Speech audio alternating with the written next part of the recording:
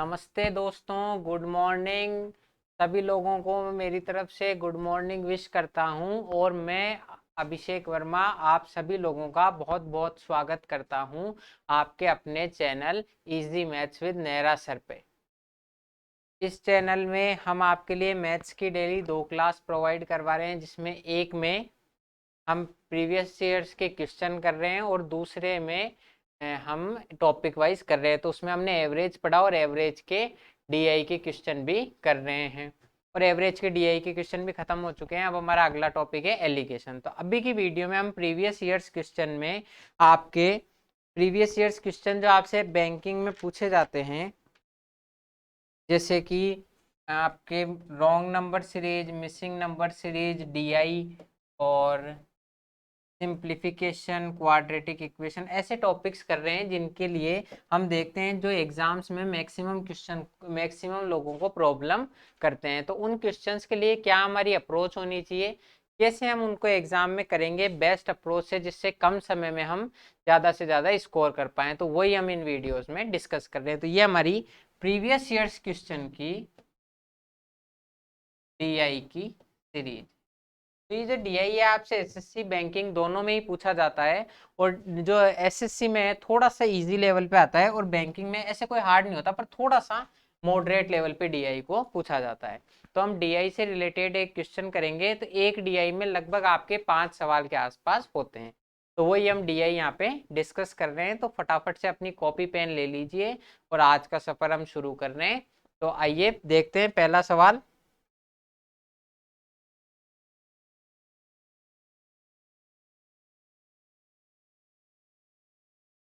Given bar graph shows the number of students in thousands of 6 cities P, Q, R, S, T and U who appeared in IBPS PO exam and percentage of students who failed out of total students of these cities। ये जो आपका pie chart है, bar graph, sorry pie chart नहीं, bar graph जो है ये 6 city P, Q, R, S, T और U के उन स्टूडेंट्स को दर्शा रहा है जो एग्जाम में अपीयर हुए आईबीपीएस पीओ के। और एक इसी में जो दूसरा है बार ग्राफ, वो आपको दिखा रहा है कि उनमें से कितने परसेंट लोग फेल हुए। दिया गया बार ग्राफ 6 शहरों P, Q, R, S, T और यू में छात्रों की संख्या, अच्छा ये हजारों में है, को दिखा रहा है जिन्होंने आईबीपीएस पीओ परीक्षा दी, और इन छात्रों में से कुल छात्रों में असफल होने वाले छात्रों का प्रतिशत भी दिखा रहा है। अब आपको जब भी ये पाई चार्ट या बार ग्राफ आता है तो सबसे पहले आपको बार ग्राफ पढ़ना आना चाहिए क्या होता है। देखो, डीआई आपके दो तरीके का होता है।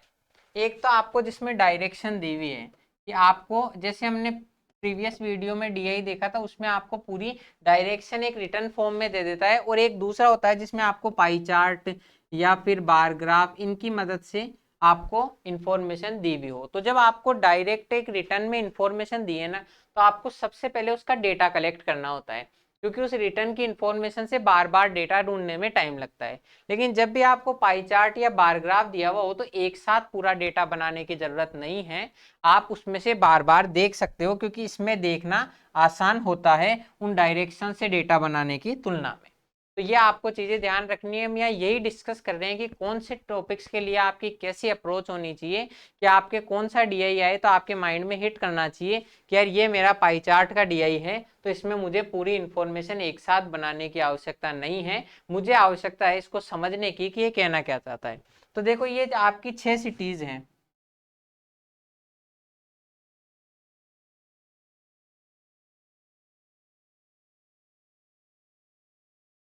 ये आपकी 6 सिटीज है। ये है city P, Q, R, S, T और यू। ये आपको ऐसे पढ़ना आना चाहिए, और ये इधर नंबर दिखा रहा है, और ये सारे जो हैं ये हजार में हैं, इन थाउजेंड ये दिया हुआ है। तो मतलब जैसे ये जो 70 है, इसका मतलब है 70,000, इसका मतलब है 75,000, इसका मतलब है 80,000, ये ऐसे दिखाया हुआ है। तो आपको पाई ग्राफ कैसे पढ़ना, बार ग्राफ कैसे पढ़ना आना चाहिए कि सिटी पी, और ये ग्रीन कलर किस चीज को डिनोट कर रहा है, total students who appeared in IBPS PO pre exam, और ब्लू कलर उनको दिखा रहा है percentage of students who failed.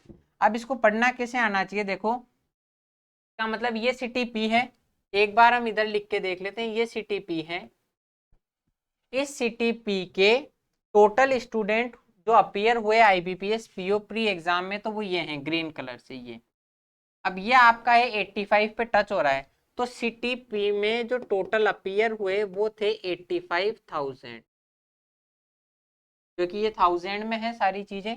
और फिर ये जो ब्लू कलर से ये उन परसेंटेज स्टूडेंट्स को दिखा रहा है टोटल में से जो फेल हुए। अब ये जो ब्लू कलर है ये 95 को डिनोट कर रहा है, मतलब इनमें से फेल कितने हुए, तो इन लोगों में से जो टोटल 85,000 बैठे थे उनमें से 95% फेल हो गए। इस बार ग्राफ का मतलब ये है। तो इस तरीके से आपको समझना आना चाहिए कि ये सीटीपी में 85,000 अपीयर हुए थे, उनमें से 95% फेल हो गए। इस तरीके से हम इन क्वेश्चंस को करेंगे। तो यहाँ क्या बार बार में पूरा डेटा समझने की आवश्यकता नहीं है, आप जैसे जैसे इसको क्वेश्चन में जो पूछा जाए वो हम करेंगे। तो पहला क्वेश्चन देखो आप,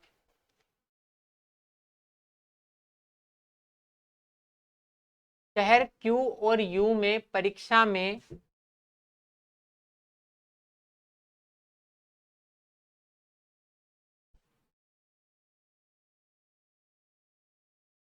ठीक है, हाँ, शहर क्यू और यू में परीक्षा में बैठने वाले छात्रों की औसत संख्या का शहर आर और टी में अनुत्तीर्ण होने वाली छात्रों की संख्या से अनुपात ज्ञात कीजिए। ये पूछ रहा है क्यू और यू में जो टोटल अपीयर हुए रेशो, आर और टी में जो टोटल फेल हुए, इन दोनों का रेशो ये आपसे पूछ रहा है। तो देखो कभी भी आपको रेशो पूछे तो वो दोनों संख्याएं चाहे 1000 से, जैसे मान लो मैं आपसे रेशो पूछूं 1000 और 2000 का, तो वो क्या होगा, वो होगा 1 और 2 ही होगा। तो जब भी रेशो में दोनों तरफ बराबर आ रही है, तो वो चाहे 1000 से गुना हो चाहे 10,000 से गुना हो, आप पहले से भी उनको काट सकते हो। ये हमने प्रीवियस वीडियो में भी देखा था, जिससे आपकी थोड़ी कैलकुलेशन ईजी हो जाए। तो अब ये हमारा क्वेश्चन है, क्या है, क्यू और यू में बैठने वाले छात्रों की औसत संख्या। अब क्यू में टोटल इसमें बैठे कितने छात्र, ये है क्यू, ये 75। ये क्यू में ग्रीन कलर का जो बार ग्राफ है ये 75 पे डिनोट कर रहा है, इसका मतलब क्यू में जो आपके टोटल अपीयर हुए वो 75,000। अब मैं अभी आपको एक बार 1000 भी बता रहा हूँ, फिर बाद में बताऊंगा क्यों इसको हटा सकते हैं हम। और यू में जो बैठे हैं वो है, ये देखो इसका जो ग्रीन कलर का बार ग्राफ है वो 90 पे टच हो रहा है, तो इसका मतलब यू में जो अपीयर हुए हैं वो हुए हैं 90। ठीक है, अब उसके बाद में आर और टी में देखो, आर में टोटल अपीयर हुए हैं 95,000, उनमें से 92, अब ये देखो ये 90 को है डिनोट कर रहा है, और ये ऊपर वाली लाइन 95 को, तो इन दोनों के जो मिडलेस्ट पॉइंट होगा वो 92.5% होगा। तो ये जो बार ग्राफ है ये यहाँ पर, ये जो है ये 92.5% को डिनोट कर रहा है। तो आर सिटी में टोटल 95,000 स्टूडेंट्स अपीयर हुए, उनमें से 92.5% जो लोग हैं वो फेल हो गए।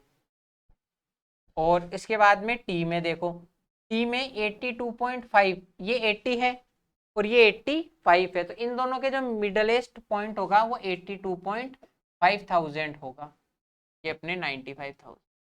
और इसमें से ये 85 को ब्लू वाला बार ग्राफ टच कर रहा है, तो इसमें से 85% लोग तो फेल हो गए, तो हमें वही चाहिए। तो आर में टोटल अपीयर हुए 95,000, ठीक है, और इसमें उसमें से कितने 92.5% जो है वो फेल हो गए, तो हमें फेल का ही परसेंटेज चाहिए।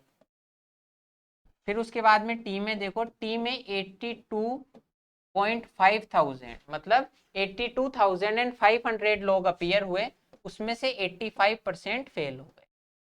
अब अगर आप थोड़ा सा इसमें देखो तो दोनों तरफ 1000 आ रहा है और वो अनुपात में कटेगा, तो मैं उसको पहले ही हटा 1000 को हटा सकता हूँ। क्यों, क्योंकि अनुपात में ये कटेगा। अब आप में दो चीजों के हमने पहले डिस्कस किया था कि मैं दो चीजों के एवरेज से एवरेज का रेशो लूं, मतलब आपने जो टोटल इनका सम था उसमें नंबर्स का भाग दे दिया, तो दोनों तरफ ही नंबर्स का भाग दिया है तो मैं सम से सम का रेशो भी ले सकता हूं। तो क्यू, अब पहले इनको सोल्व कर लेंगे, या इसको बेस्ट अप्रोच हमारी क्या रहेगी इसके लिए कि हम यहां से करेंगे क्यू और यू। तो इन दोनों में से 1000 में हटा देता हूं, कोई फर्क नहीं पड़ेगा, अगर 1000 इसमें से हटा भी दो तो ये 82.5 हो जाएगा। तो क्यू और यू का एवरेज निकालना है हमें। तो 75 और 90 165, ये इनका टोटल है। इसका एवरेज निकालेंगे तो 2 का भाग देंगे। अब मैं इस 165 में 2 का भाग दूंगा तो पॉइंट में संख्या आएगी, और रेशो कभी भी पॉइंट में नहीं आता, तो फिर 2 से गुणा करना पड़ेगा। इससे अच्छा है आप इसको 165 ही रहने दो। अगर मैं इसके एवरेज से एवरेज का रेशो निकालूं उसकी बजाय अच्छा होगा कि हम इसके टोटल सम से सम का रेशो निकाल दें। तो ये है फेल जो आर में हुए, ये फेल जो टी में हुए। इन दोनों का सम निकाल देंगे, फेल जो आर में हुए और टी में हुए।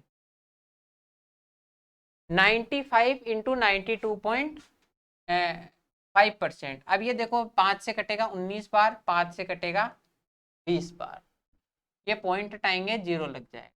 अब ये 925 किसी भी संख्या में लास्ट के 2 डिजिट 25 या 25 के मल्टीपल हों तो वो संख्या 25 से भाग जाती है। तो 25 से इसको काट दो, 25 तिया 75 और 25 सत्ते 175, और ये 25 से कट जाएगा 8 बार। ये कैलकुलेशन करना आपको आना चाहिए।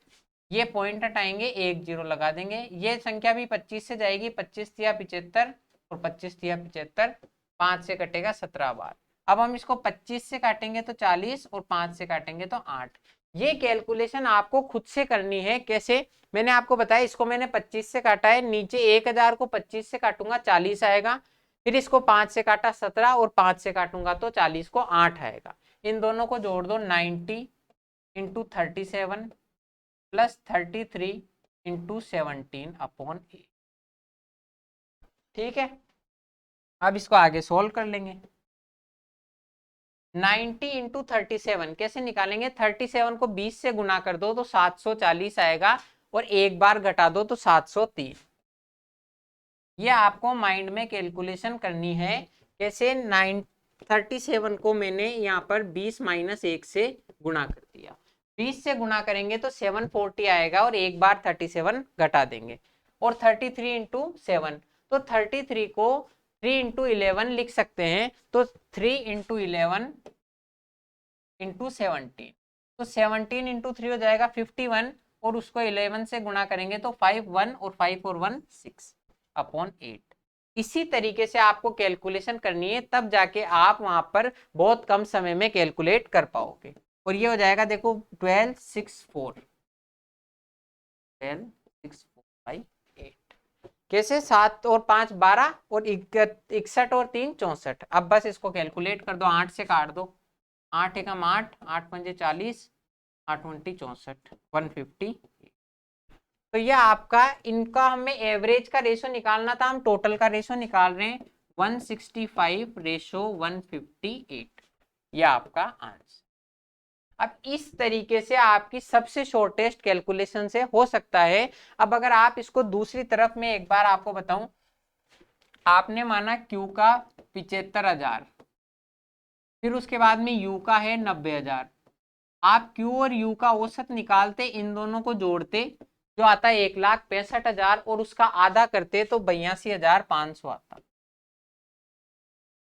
ठीक है, इधर आर के जो टोटल 95,000 हैं उसका 97.5% निकालते अलग से, फिर उसके बाद में जो टी है उसके 82.5% का 85% निकालते, फिर इन दोनों को जोड़ते जो भी आता, और उसका आधा करते, इन दोनों को जोड़ के आधा करते, और फिर दोनों का अनुपात निकालते, तो ये आता,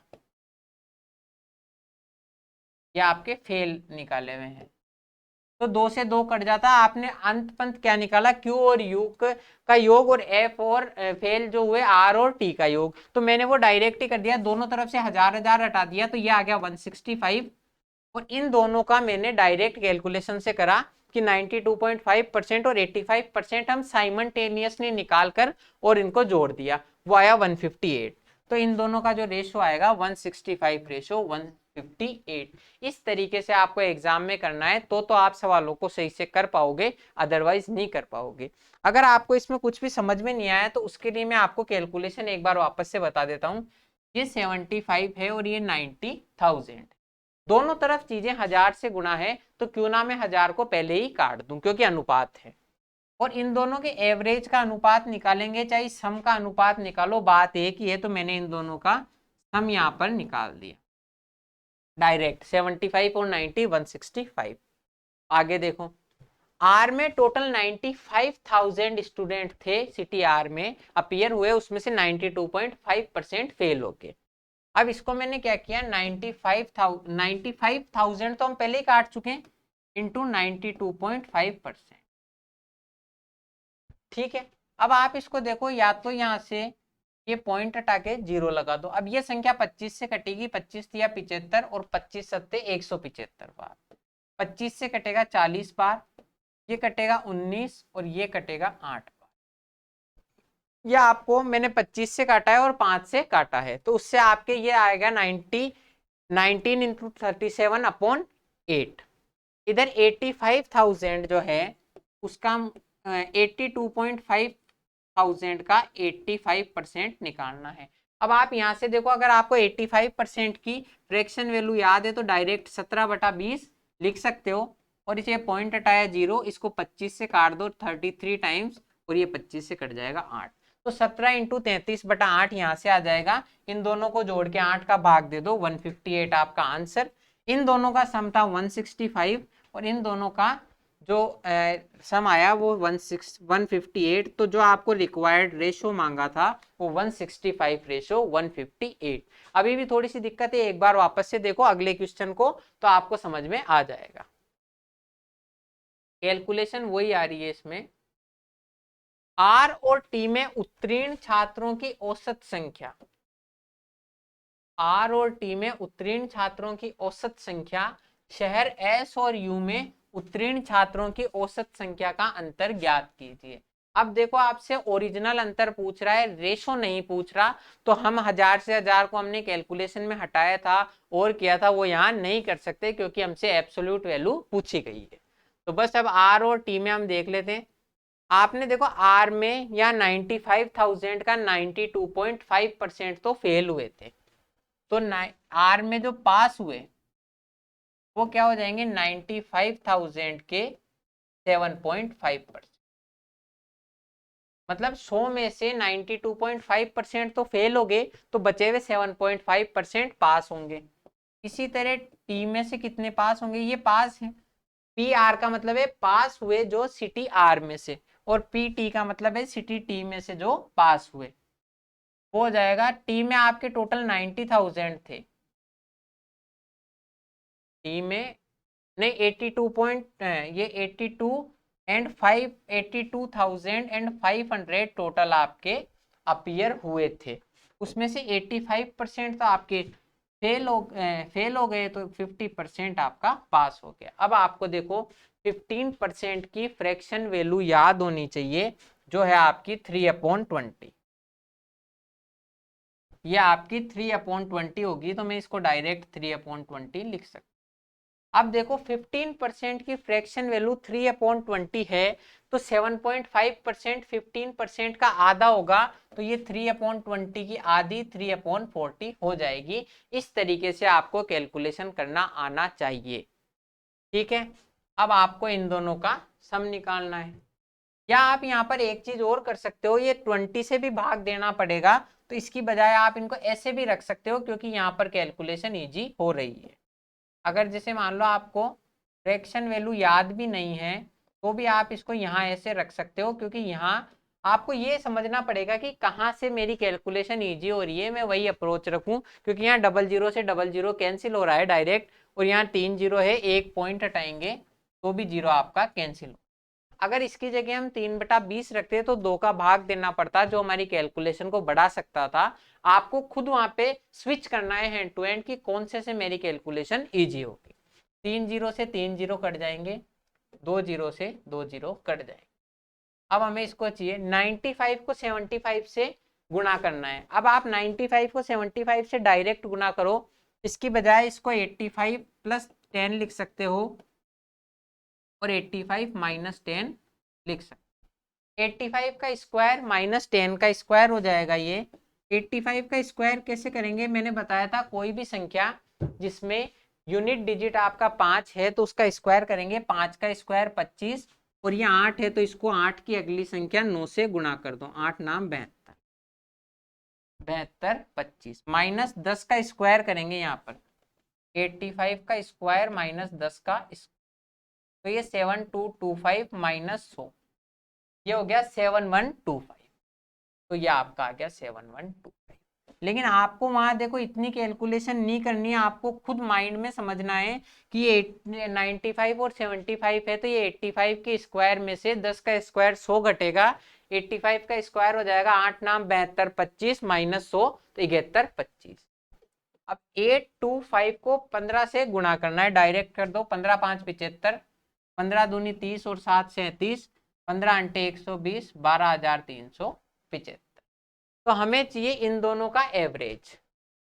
इन दोनों का एवरेज जो होगा वो हो जाएगा 7,125 और 12,375।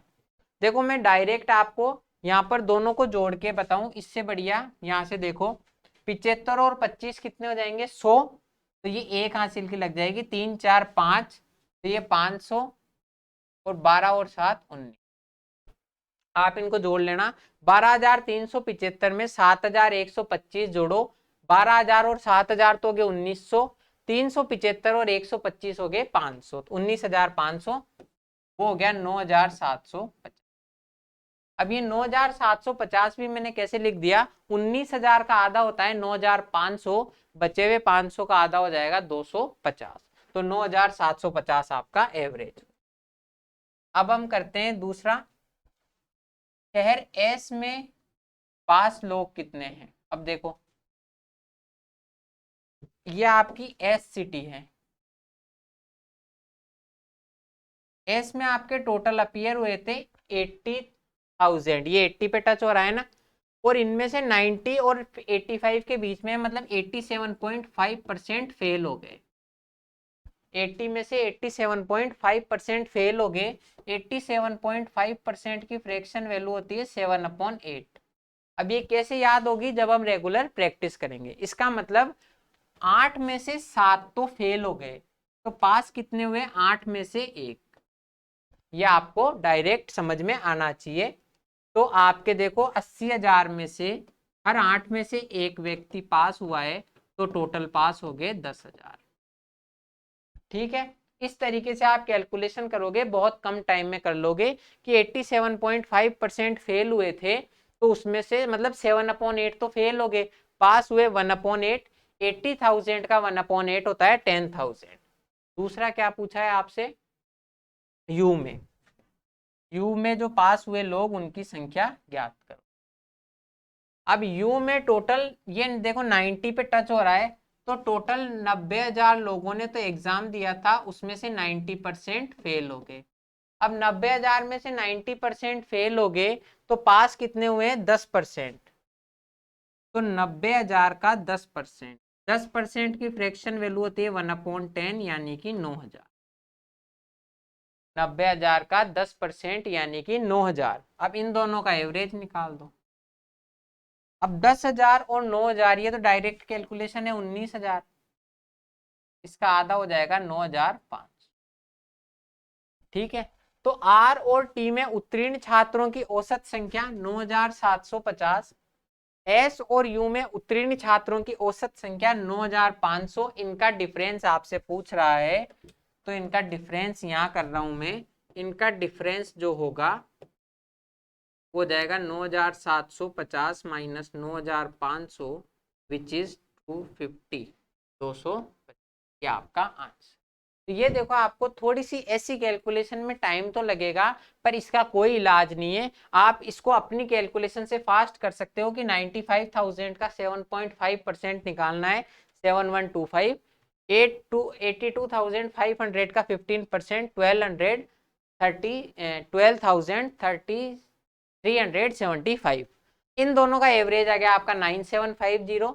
एस में पास हुए 10,000, यू में पास हुए 9,000, इनका एवरेज आ गया 9,500। तो इन दोनों का डिफरेंस आपसे पूछा है, जो हो जाएगा 9,750 में से 9,500 जाएंगे तो 250 लोग, इन दोनों का अंतर हो जाएगा 250।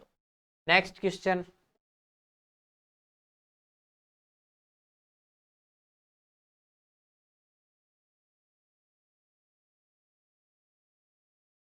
शहर यू में उत्तीर्ण होने वाले प्रत्येक छात्र ने 2 मॉक टेस्ट सदस्यता खरीदी और असफल होने वाले प्रत्येक छात्र ने 3 मॉक टेस्ट खरीदे, तो उत्तीर्ण छात्र और अनुत्तीर्ण छात्र द्वारा खरीदे गए कुल मॉक का अनुपात ज्ञात कीजिए। अब वापिस हमारे पास अनुपात आ गया, तो जब अनुपात पूछा जाता है तो हमें ओरिजिनल वैल्यूज की जरूरत नहीं होती, ये आपको समझना होगा। तो यू में तो जो पास हुए लोग, हर पास होने वाले ने तो 2 मॉक खरीदे और हर फेल होने वाले ने 3 मॉक खरीदे, तो हमें जो टोटल मॉक बी के पास में, मतलब टोटल मॉक बी के पास में रेशो चाहिए टोटल जो फेल होने वालों ने मॉक खरीदे उनसे। ठीक है, तो ये हमको यहाँ पे चाहिए। अब हम देखते हैं, अब आपको देखो ओरिजिनल वैल्यू की जरूरत नहीं है, आपने अभी भी निकाला था, एक बार वापस देख लो कि जो सिटी यू थी उसमें 90% लोग फेल हो गए थे, क्योंकि ये देखो ये जो ब्लू कलर का आपका बार ग्राफ है ये इसी चीज को डिनोट करता है, जो फेल हुए परसेंटेज। तो 90% फेल हो गए थे, इसका मतलब आपके 10% पास हुए थे। तो अब जब हम रेशो में बात कर रहे हैं, हमें ओरिजिनल वैल्यू से मतलब नहीं है, हमें चाहिए फेल और पास पे। तो टोटल पास हुए थे आपके 10 स्टूडेंट और फेल हुए थे 90 स्टूडेंट। या आप चाहो तो 10% और 90% को डायरेक्ट 1 और 9 के रेशो में भी लिख सकते हो। तो टोटल 10% पास हुए, जिन्होंने हर व्यक्ति ने 2 मॉक खरीदे। हम यूं मान लेते हैं टोटल व्यक्ति आपके 9 थे, सॉरी टोटल व्यक्ति आपके 100 थे, उनमें से 10 लोग तो पास हुए जिन्होंने हर व्यक्ति ने 2 मॉक खरीदे थे, 90 लोग फेल हुए जिन्होंने हर व्यक्ति ने 3 मॉक खरीदे थे। आया समझ में कि जब अनुपात की बात पूछ रहा है तो हमें ओरिजिनल वैल्यू से कोई मतलब नहीं है, हम एब्सोल्यूट वैल्यू छोड़ सकते हैं, कुछ भी मान सकते हैं। हमने माना 10% पास हुए थे तो टोटल व्यक्ति थे 100, उनमें से 10 तो पास हो गए, हर व्यक्ति ने 2 मॉक खरीदे। 90 फेल हो गए, हर व्यक्ति ने 3 मॉक खरीदे। तो टोटल पास और फेल हुए के मॉक का रेशो जो होगा 0 से 0 कट जाएगा, 2 रेशो 9 तिया 27, तो 2:27 आपके मॉक का रेशो आ जाएगा। पास होने वाले 10 लोगों ने 2 मॉक खरीदे, फेल होने वाले 90 लोगों ने 3 मॉक खरीदे। तो पास और फेल में उत्तीर्ण और अनुत्तीर्ण छात्र द्वारा खरीदे गए कुल मॉक का अनुपात 2:27, नन ऑफ दिस, ये आपका सही आंसर हो जाएगा। क्योंकि 8:3, 8:5, 9:3 और 9:5 तो नहीं है, आपका आंसर है 2:27, which is none of this. इस तरीके से आप इन क्वेश्चन को करोगे, जब आपको समझ में आना चाहिए कि कहाँ मुझे ओरिजिनल वैल्यू चाहिए और कहाँ मुझे परसेंटेज वैल्यू चाहिए। नेक्स्ट क्वेश्चन करते हैं।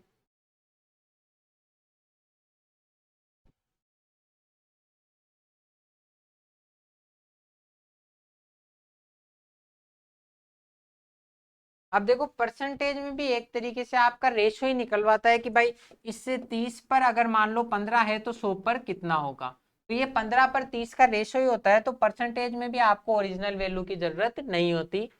आर और एस में पढ़ने वाले छात्र पी और टी में पढ़ने वाले छात्रों की तुलना में कितने कम या अधिक हैं। अब देखते हैं आर और एस में कितने छात्र पढ़ते हैं।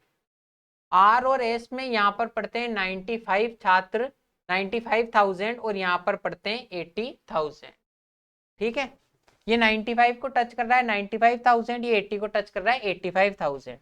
तो आर और एस में टोटल पढ़ते हैं आपके 95,000 और 80, मतलब 175,000 या 1,75,000। और दूसरा क्या है, पी और टी में पढ़ने वाले छात्र, पी और टी में कितने छात्र पढ़ते हैं, तो पी में पढ़ते हैं 85,000 छात्र और टी में पढ़ते हैं 82.5। ये 80 और 85 के बीच में है तो 82.5 आ जाएगा। तो P में पढ़ते हैं 85 और इसमें 82.5 थाउजेंड विच इज 167.5 थाउजेंड। अब देखो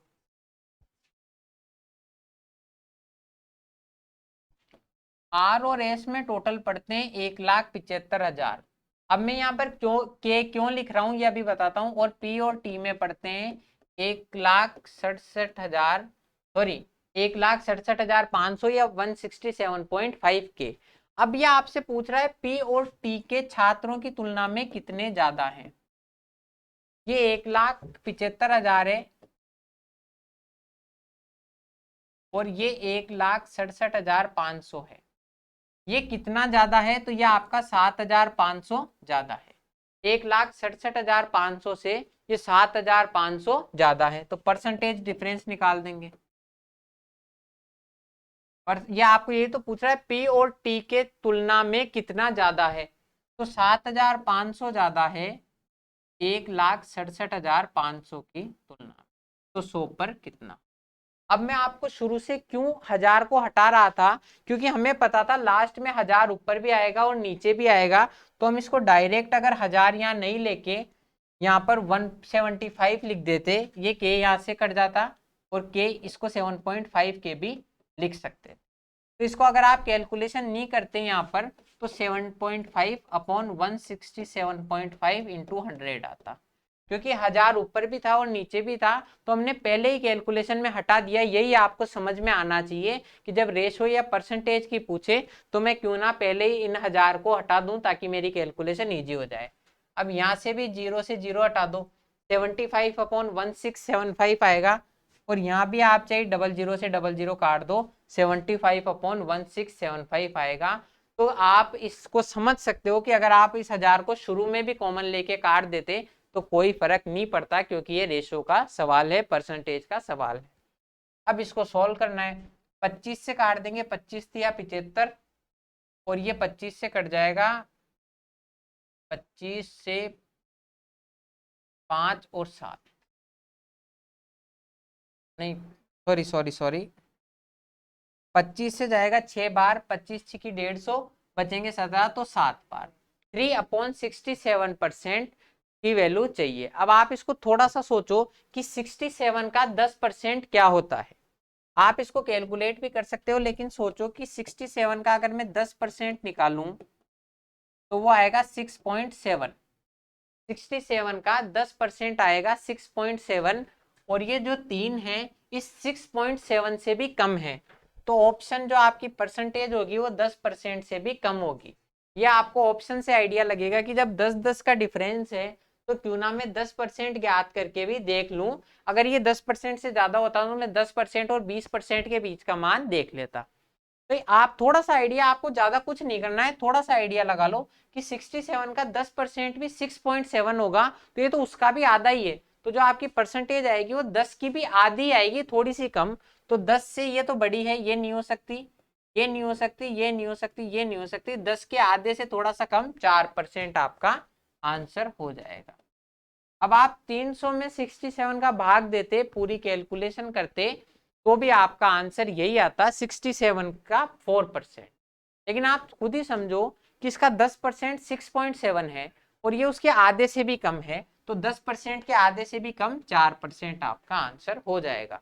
इस तरह से आपको ऑप्शन से कई बार आइडिया लगाना होगा जब आप कैलकुलेशन कम करना चाहते हैं। तो यहाँ पर आने के बाद आपको सोचने की जरूरत है कि क्यों मैं कैलकुलेशन करूं जब मेरे पास ऑप्शन इतने वास्ट डिफरेंस में है, इतने मेजर डिफरेंस में है। इस तरीके से आपको समझना पड़ेगा। नेक्स्ट क्वेश्चन देखो।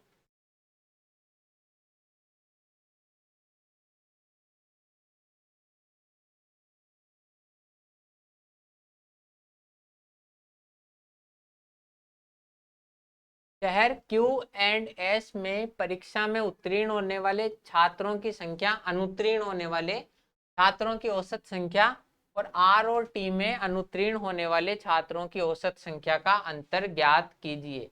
अब ये अंतर पूछ रहा है तो आपको कहीं ना कहीं ओरिजिनल वैल्यू पे ही पूछ रहा है, तो हमें ओरिजिनल वैल्यू ही कैलकुलेट करनी पड़ेगी। तो अब हम आते हैं डायरेक्ट डेटा पे। हमें पूछ रहा है क्यू एस आर और टी। QSROT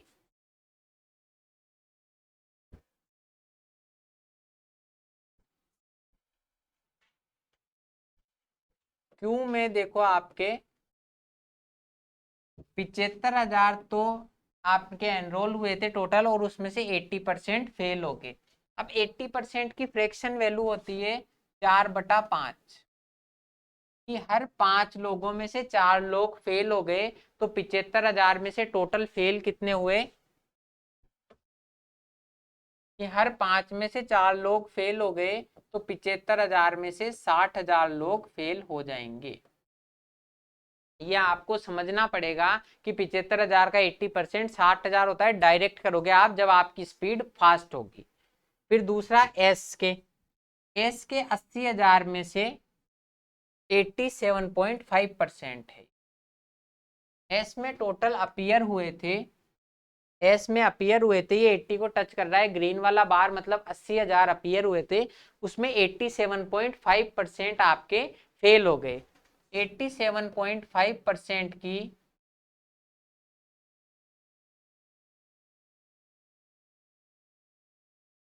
87.5% की फ्रैक्शन वैल्यू होती है 7/8, मतलब हर 8 लोगों में से 7 लोग फेल हो गए, तो टोटल 80,000 में से फेल कितने हो गए, 70,000।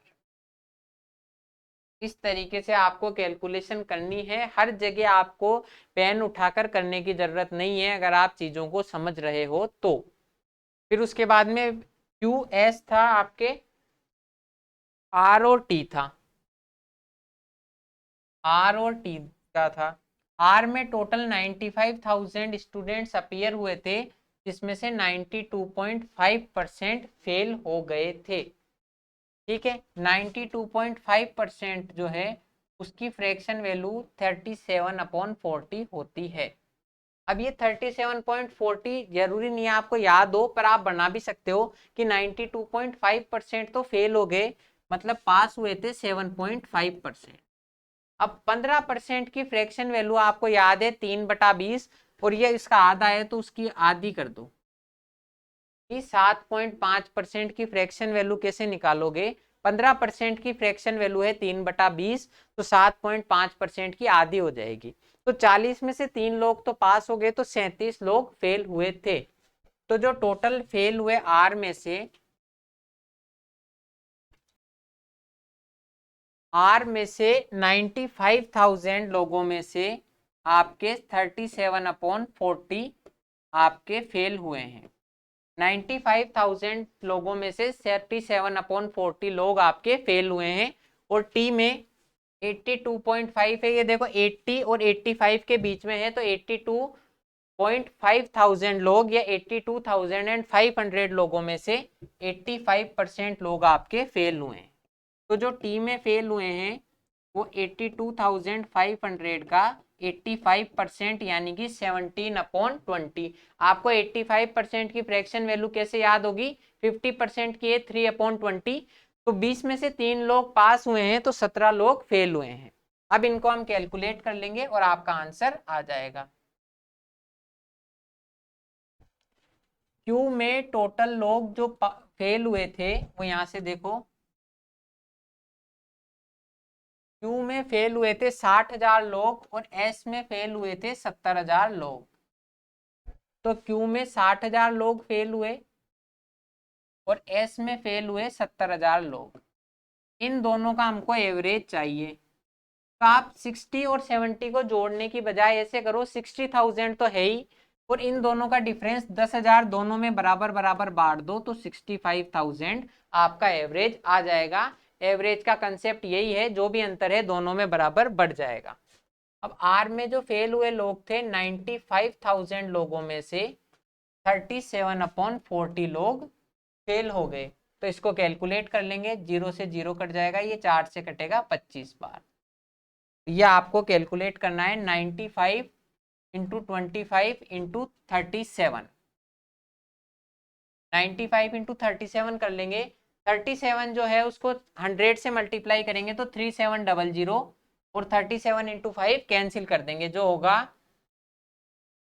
37 185। तो जो आपके वैल्यू आएगी 37 इंटू 95 की, वो क्या होगी?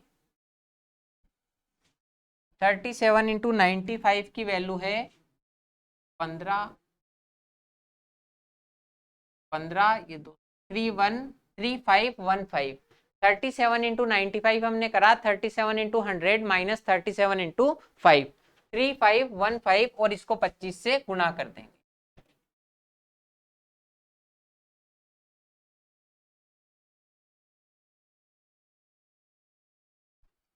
जो आपकी आएगी 87875। ये 37 इंटू 25 इंटू 95 मैंने कैलकुलेट करा है, आप चाहो घर पे एक बार और कैलकुलेट कर लेना, पर वैल्यू 87875 आएगी। और फिर हम टी में जो फेल हुए उनको निकालते हैं।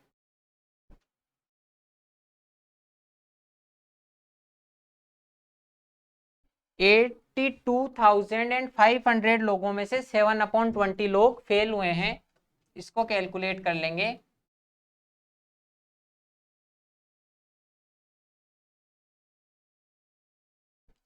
बयासी 500 का 17/20 कैलकुलेट करना है।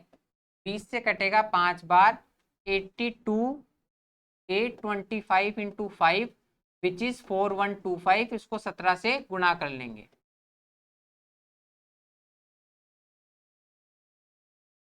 जो होगा 70,125। ये कैलकुलेशन बड़ी है, आपको टाइम लगेगा। मैंने इसको 5 से गुना किया 4125, उसको 17 से गुना किया 7125। इन दोनों का एवरेज निकाल देंगे। ये हो जाएगा आपका 875, तो ये 1000। इन दोनों को मैं जोड़ रहा हूं, 1000 1,58,000 हो जाएगा। इन दोनों को जोड़ेंगे और एवरेज इसका आधा हो जाएगा विच इज 79,000। जैसे आप इन दोनों को जोड़ लीजिए, 87,875 प्लस 70,125 जो होगा 1,58,000, और उसका आधा हो जाएगा 79,000। तो इन दोनों के एवरेज में डिफरेंस पूछा है। क्यू और एस में फेल होने वालों का एवरेज 65,000, और आर और टी में फेल होने वालों का एवरेज 79,000। इन दोनों का जो डिफरेंस आपसे पूछा है, तो 79,000 में से 65,000 घटा दो, 14,000 या 14,000 आपका आंसर हो जाएगा। इस तरीके से आप करोगे। डीआई के क्वेश्चंस में कैलकुलेशन में थोड़ा सा टाइम लग सकता है, लेकिन आपको इसी तरीके से करना है। हमने क्यू और एस का एवरेज निकाला, आर और टी में फेल हुए का एवरेज निकाला, और दोनों का डिफरेंस निकाल दिया। तो ये आपके डीआई के क्वेश्चन कंप्लीट हो गए। आज की क्लास में इतना ही था। अब मैं मिलूंगा आपसे अगली वीडियो में।